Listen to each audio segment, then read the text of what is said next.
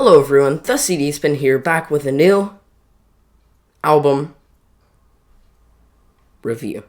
Today I'm reviewing the newest album by one of the more consistent artists of the last few years, that being of course Father John Misty with his newest album, Chloë and the Next 20th Century, with the trio of I Love You Honey Bear, Pure Comedy, and God's Favorite Customer being great. I Love You Honey Bear is a truly great album. However, I think I speak for most people whenever I say that Pure Comedy is his magnum opus. I think the best thing about it is just how interesting it is. It's just such an insightful listen, and really one of those albums you have to listen to as soon as possible. It's just beautiful in every way. And then his last record, God's Favorite Customer, is a fairly tame album, yet very, very enjoyable. But otherwise, don't want to waste too much time. I want to get this review over with as quick as possible.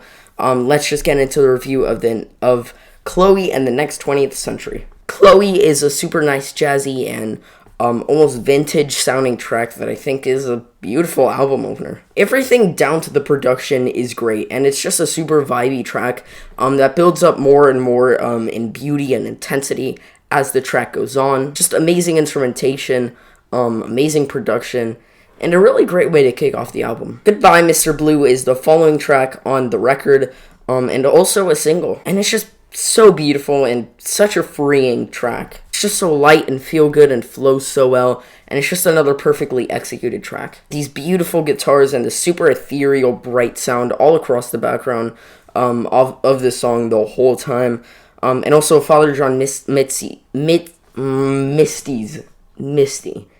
Mitski, not Mitzi, Misty. Kill me. Father John Misty's vocals are just as great as ever and smooth as always. Seriously, he has some of the best male vocals I've ever heard.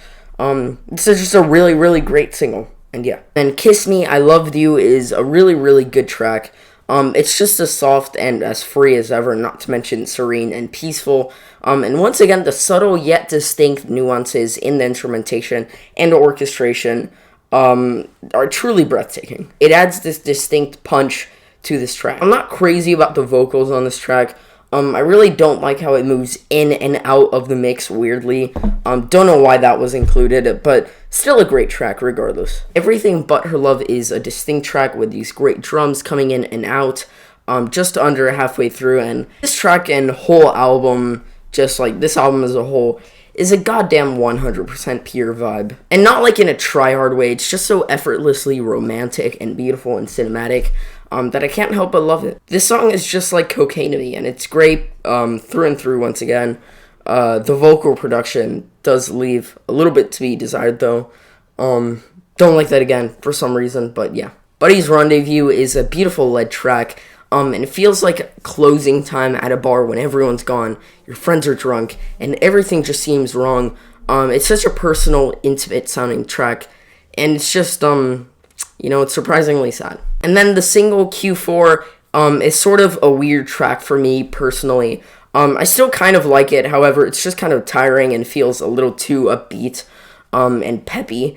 It's just way too much all at once for no reason. It throws everything at you without much grace, and it just sounds a little campy too. Not one of my favorites. And then Olvidado is once again a very, very nice track. Sonically, this track is just once again beautiful and carries you ever so slightly to the moon and back, in the chorus especially. And this isn't one of my absolute favorite tracks, however, it's still a very nice track with amazing aesthetics, which really just carries the whole song. And it's still intimate as ever, and really, really nice. And Funny Girl was the lead single to this record, and once again, it's so great. I just love what these songs make me think of. In terms of setting, of course, not just like musically. And this narrative is not super original. Being about romance is very basic at this point.